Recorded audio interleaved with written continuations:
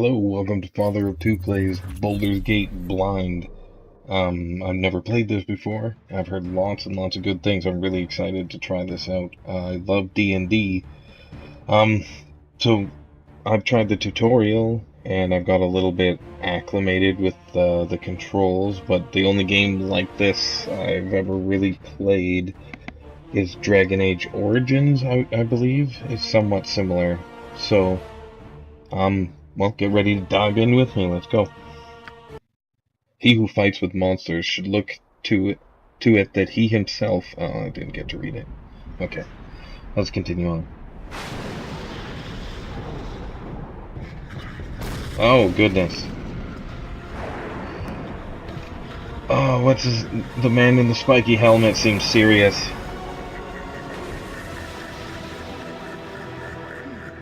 I think he will. That's what?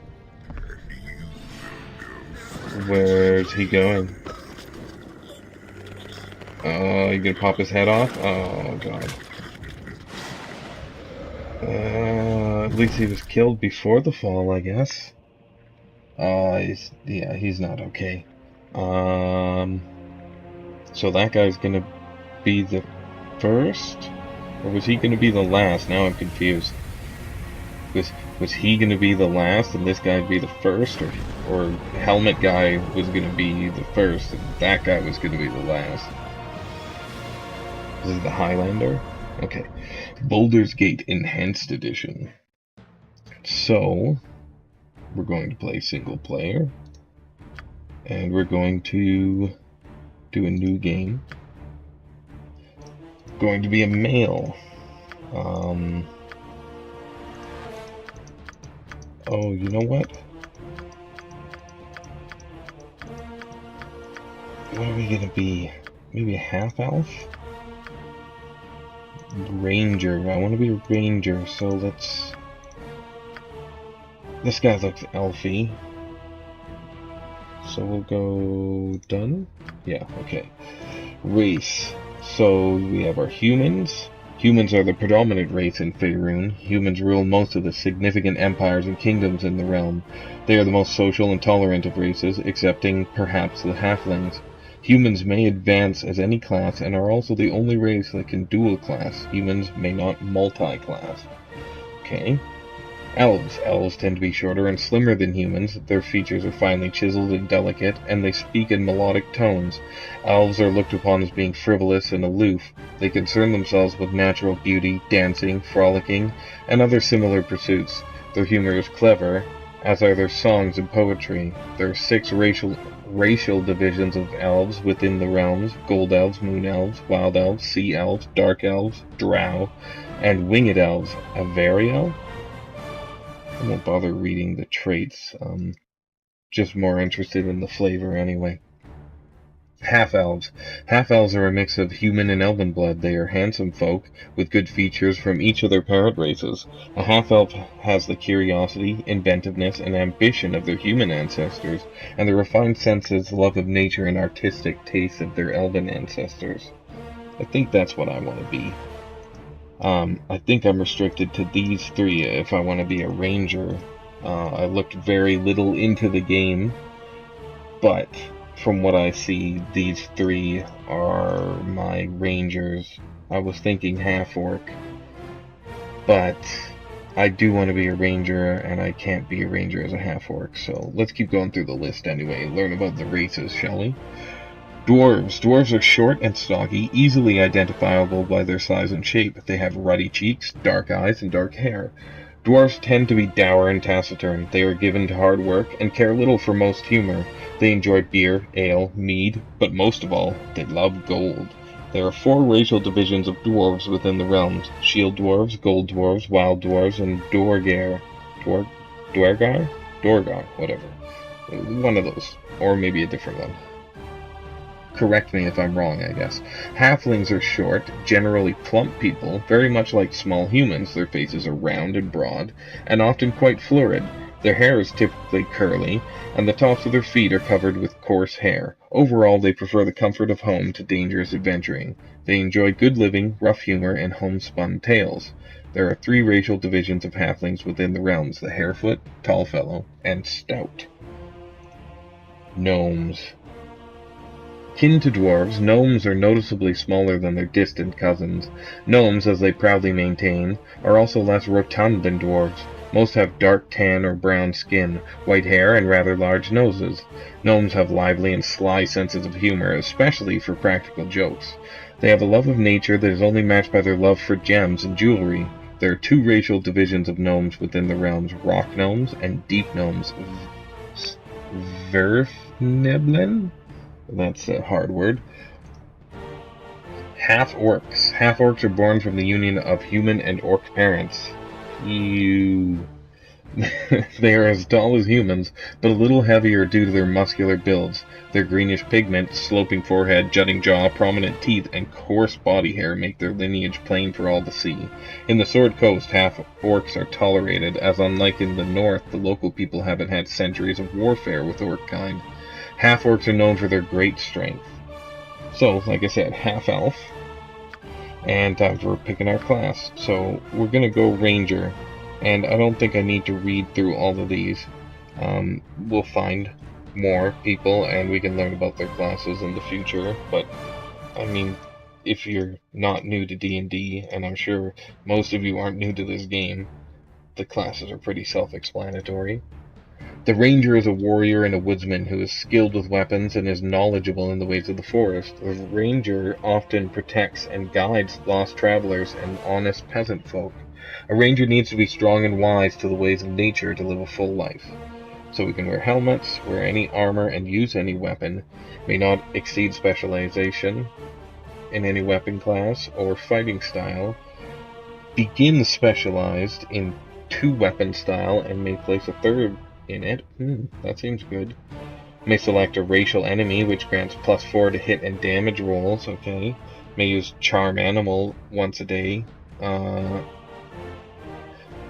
use at level 1 and an additional use every 2 levels after. Okay. May use the Hide in Shadows ability while wearing no armor, leather armor, or studded leather armor. May cast druidic spells. Alignment restricted to good. Hit die D10. Well, I don't know if I'll do a lot of stealthing, but probably enough to, like, get critical attacks and stuff, so I might want to go with the lighter armor. Strength, Dexterity, and Wisdom. Okay. So, class kit, okay. Like I said, I know nothing about this game. I know a bit about D&D, and I've played it before, but, I preferred the Call of Cthulhu D&D, and I Dungeon Mastered it a lot of the time. Ranger. The Ranger is a warrior and a woodsman who is skilled with weapons and is knowledgeable in the ways of the forest. Okay, so that's the core one. So that's one we already read. Archer. The archer is the epitome of skill with the bow, the ultimate marksman, able to make almost any shot, no matter how difficult. To become so skilled with the bow, the archer has had to sacrifice some of his proficiency with melee weapons and armor. So, +1 to hit and damage rolls with any missile weapon every 3 levels. Okay. Grand mastery in longbows, short bows, crossbows. May use the Called Shot ability once per day.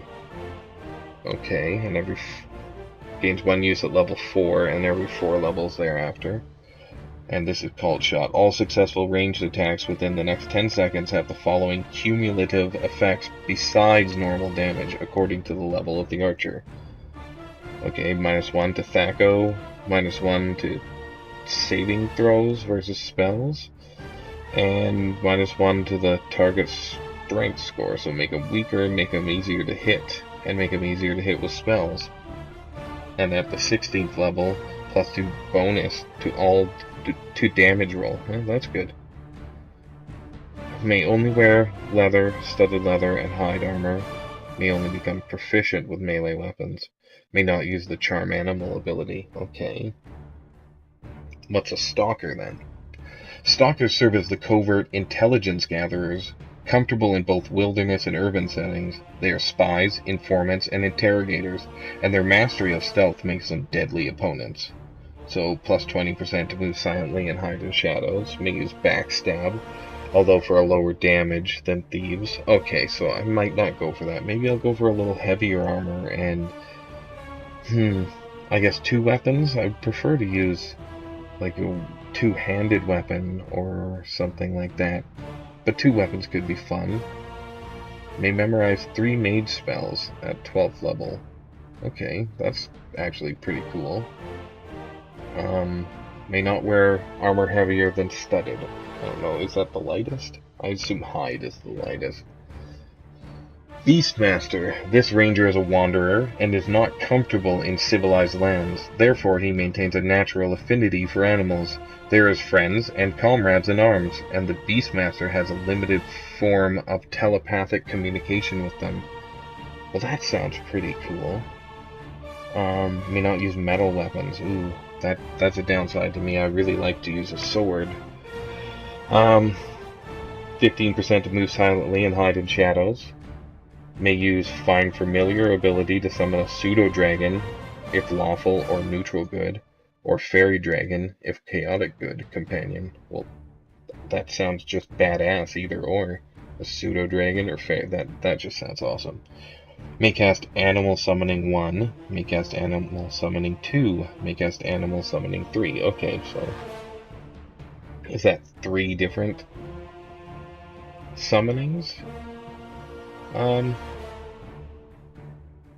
May not use metal weapons, swords, halberds, warhammers, or morning stars. May not wear armor heavier than studded leather. Oh, sounds like my son is awake and crying, so I will have to cut and be right back. You guys won't notice anything, except for this and what comes after. Hey, welcome back, guys. Or, I guess, I went somewhere, and I'm now back.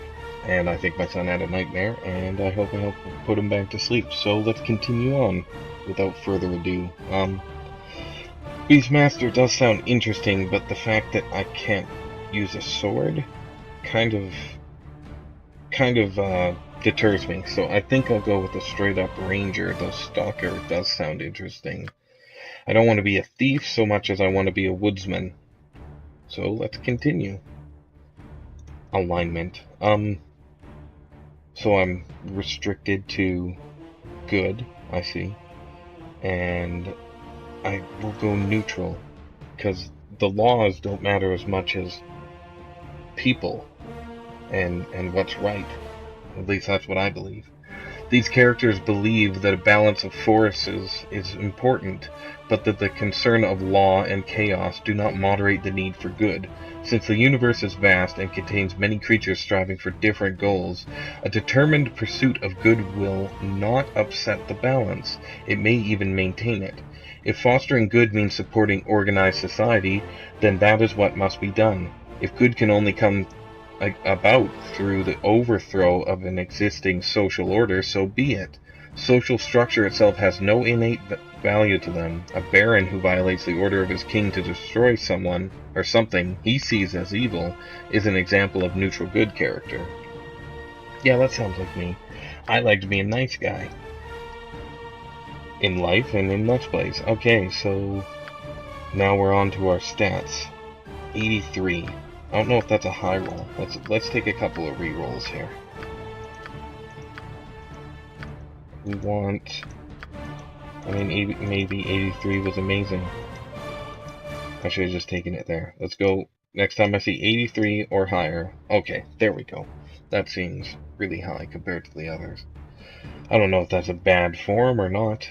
Like I said, I'm new to this game. So, strength... maximum 18. Oh, okay. So did it auto-allocate? I guess it did. Constitution's quite high. Charisma too. We'll down our charisma a little. What's intelligence for? Let's read our stats. That's a good idea, isn't it? Strength. Strength measures a character's muscle, endurance, and stamina. It is the prime requisite for fighters. Okay. Dexterity. Dexterity measures a character's hand-eye coordination, agility, reflexes, and balance. It is the prime requisite of the thief. Constitution. Constitution measures a character's fitness, health, and physical resistance to hardship, injury, and disease. The ability is important to the ranger. Okay. Intelligence. Intelligence measures a character's memory, reasoning, and learning ability, is the prime requisite of the mage. A character with an intelligence score of 8 or less is illiterate and cannot use scrolls or most wands regardless of his class. Okay. Wisdom. Wisdom measures a character's enlightenment, judgment, and common sense. It's the prime requisite of priests. Charisma. Charisma measures a character's persuasiveness, personal magnetism, and the ability to lead. This ability is important to the druid, bard, and paladin. Well, I feel like our character's going to be a bit of a leader, so maybe we'll go with that. That looks good to me. Skills. Okay, so we have quite a write-up here. Let's read it. You have been given proficiencies to start your character with. These represent the ability to effectively use weapons. You may choose from any of the selectable proficiencies available to your character class. If your character is a fighter, he will be able to choose the same proficiency up to 5 times. This will grant him additional levels of the specialization with the weapon listed. Keep in mind that a character can use any weapon available to his race and class, whether he is proficient with it or not. However, if he attacks using a weapon that he is not proficient with, he suffers a penalty to his attack roll. The penalty varies according to class. Check the manual for more. Okay, I might do that later. Proficiency slot table. Proficiency 1 slot. The character can use the weapon with no penalties. 2 slots. Specialized. The character receives +1 to hit, +2 to damage, and for warriors only, an extra half attack. Okay. Well, we're not a warrior. Master, 3 to hit, so we can master weapons. And we don't get the extra attacks. So it goes up incrementally, somewhat in a logical fashion. Okay, let's continue on. So I have 2 weapon fighting, do I not? I already have 2 into 2 weapon style. I would also like to be decent with a bow, I think. I think that would be a good idea. Longbow. I mean, it would make most sense to have the longest range, because then when they close into medium range I could charge in with a weapon, or get one last shot with the bow before they get into me. This weapon class allows the character to use longbows, both normal and composite. The longbow gives the character maximum reach, and each arrow delivers a substantial amount of damage. My goodness, tongue-tied. So we are going to take one into there, I think. Then we're going to take another one. Can we not? Not right now. Okay. Can we take another into longbow? We can. How come I can't? Does it take 4 points to do it? Huh. Something I'm not noticing.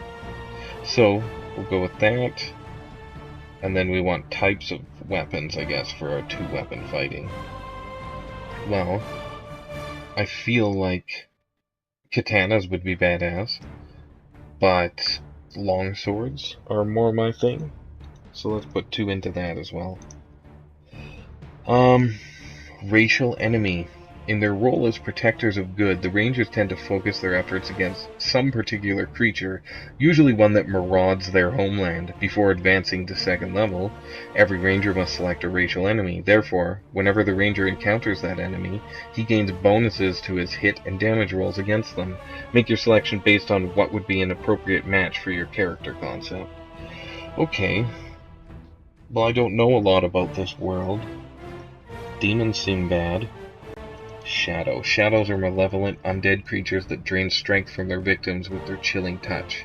Those so afflicted can look forward to becoming a shadow themselves, if contact continues. Ooh, giant spiders, those are nasty. Skeletons. I hate me some skeletons. Hobgoblins? Hobgoblins are fierce humanoid race that wage perpetual war with the other humanoid races. They are intelligent, organized, and aggressive. The typical hobgoblin is a burly humanoid standing at least 6 feet tall. Their hairy hides range from dark reddish-brown to dark gray. Their faces show dark red or red-orange skin. Large males have blue or red noses. Hobgoblins' eyes are either yellowish or dark brown, while their teeth are yellow. Their garments tend to be brightly colored, often bold blood red. Any leather is always tinted black. Hobgoblin weaponry is kept polished and repaired. Hobgoblins have their own language and often speak with orcs, goblins, and carnivorous apes. Oh, that's a carrion crawler. The carrion crawler is a scavenger of subterranean areas, feeding primarily upon carrion. However, when such food becomes scarce or when it is threatened, it will attack and kill the living. Horrifying. The carrion crawler looks like a cross between a giant green cutworm and a cephalopod. Like so many other hybrid monsters, the carrion crawler may well be the result of genetic experimentation by a mad evil wizard, of course. Isn't it always a wizard or a necromancer? The monster's head is covered with a tough hide, but the body is not well protected. The monster is accompanied by a rank, fetid odor, which often gives a warning of its approach. Oh, that's not nasty. Ettercaps. Ettercaps are ugly, bipedal creatures that get along very well with all types of giant spiders. These creatures of low intelligence are exceedingly cruel, very cunning, and are skilled in setting traps, very deadly traps, much like the spiders that often live around them. Ettercaps stand around 6 feet tall, even with their stooping gait and hunched shoulders. The creatures have short, spindly legs, long arms that reach nearly to their ankles, and large pot bellies. Ew. The hands of the Ettercaps have a thumb and 3 long fingers that end in razor-sharp claws. Their bodies are covered by tufts of thick, wiry, black hair, and their skin is dark and thick. Ettercaps' heads are almost equine in shape, but they have large reptilian eyes, usually blood red in color, and large fangs, one protruding downward from each side of the mouth. The mouth itself is large and lined with very sharp teeth. Ettercaps do not have a formal language. They express themselves through a combination of high-pitched, chittering noises, shrieks, and violent actions. Well, charming. Ghouls. Ghouls are undead creatures, once human, who now feed on the flesh of corpses. Although the change from human to ghoul has deranged and destroyed their minds, ghouls have a terrible cunning, which enables them to hunt their prey most effectively. Reminds me of the family in a Lovecraft tale, Rats in the Walls.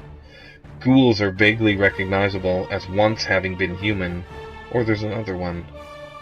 Something about things that burrow under the ground, but have become horribly disfigured by their change to ghouls.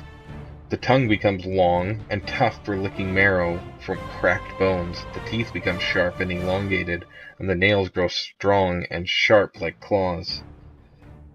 I apologize, this is going to be a longer video, but this is character creation, so I won't make it the first episode. If you don't want to see it, then I'll just make an annotation. You can skip to the intro or whatever's at the end of this. I like to read everything, though. That I find a lot of my enjoyment comes from the lore and flavor text from games. They come screaming, jabbering, and howling out of the night. Dozens, maybe hundreds, of hunchbacked, naked humanoids swarm unceasingly forward. They have not thought of safety, subtlety, or strategy, leaving others with no hope of stopping their mass assault. Then, having come and killed, the gibberlings move on, seemingly randomly, back into the night. The first impression of gibberlings is of a writhing mass of fur and flesh in the distant moonlit darkness. The pandemonium is actually a mass of pale, hunchbacked humanoids, with pointed canine ears, black manes surrounding their hideous, grinning faces. Their black eyes shine with a maniacal gleam. Gross. We might as well read the rest of these. I mean, well, I guess there is a lot.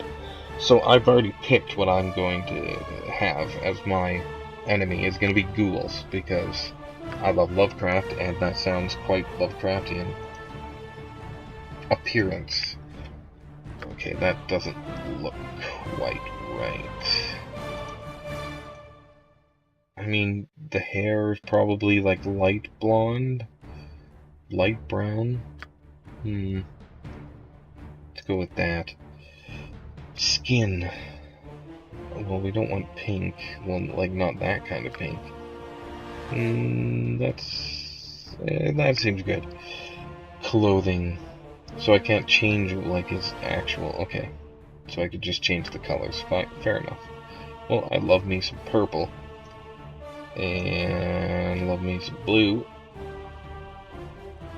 Maybe dark blue. Maybe a light blue. Dark blue, that looks good. All done. Oh, we pick a voice. Let us... Well, should we start with the females? I doubt he needs a female voice. Let's see what we got here. Your life ends here. Okay. Death to you all. That's the same guy. I swear. And he's in lots of games. Specifically, right now, I'm thinking of a Kung Fu game on, like, Xbox, a 360, or maybe Xbox Original, where you are some type of Kung Fu prodigy, and there's all types of, man, I wish I could remember what that's called, because there's two paths, it's good and evil. It might even be a BioWare game. And you can go the way of the closed fist, or the way of the open hand. Man, I'd love to know what that game was called. I'd love to play that again. Anyway, I think this guy's a voice actor in that game, and he might have been a voice actor in many cartoons when I was a child, too. You got this coming! Let's give I them like a that right one. thrashing. Okay. Get over here. Okay, I like that one. Oh, he sounds like Kano. Kano reading Scorpion's lines. You got this coming! I think I might go with that one. Let's hear this one again. Okay, that's not the one. I like that one too. Makes me think of Dr. Watson. Or, yeah, Dr. Watson from Sherlock Holmes. Okay, we'll go with this one. That was the right one, right? Let's go and... Time for a bit of... Still got that right. Okay, this is the one I wanted, right? Yes. Okay, and now we will name our character. Our name shall be, and usually will be, Halcyon Rain, or just Halcyon. I enjoy the name and the words, so let's continue. I suppose I could write a biography. Maybe I'll do that another time. Oh, did I not save it? I see. Maybe I clicked back by accident. Done. Except, create party? Won't I just run into characters? Yeah, let's continue on here. It's probably getting to be a long video.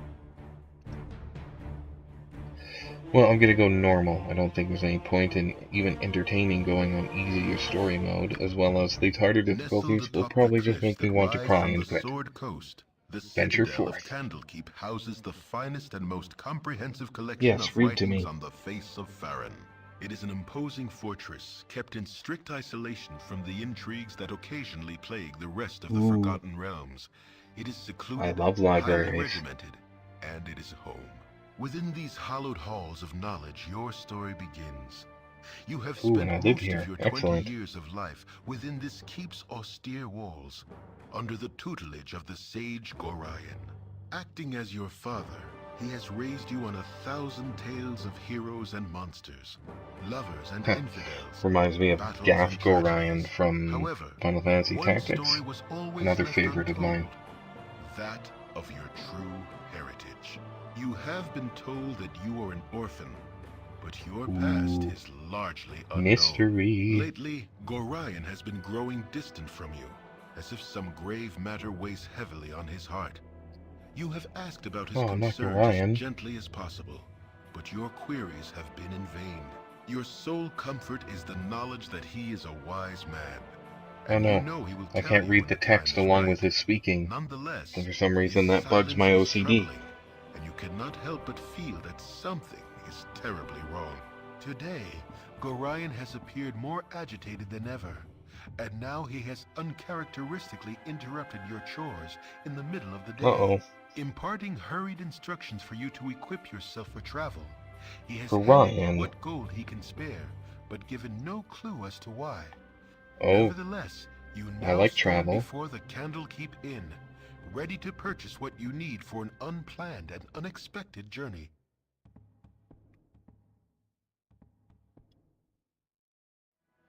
Ooh, adventure is afoot. Well, this has probably been a pretty long episode, so this is Father of Two. If you liked it, leave a like. Subscribe if you want to see more, and leave me a comment. Let me know what you thought. So until next time, this is Father of Two, signing off.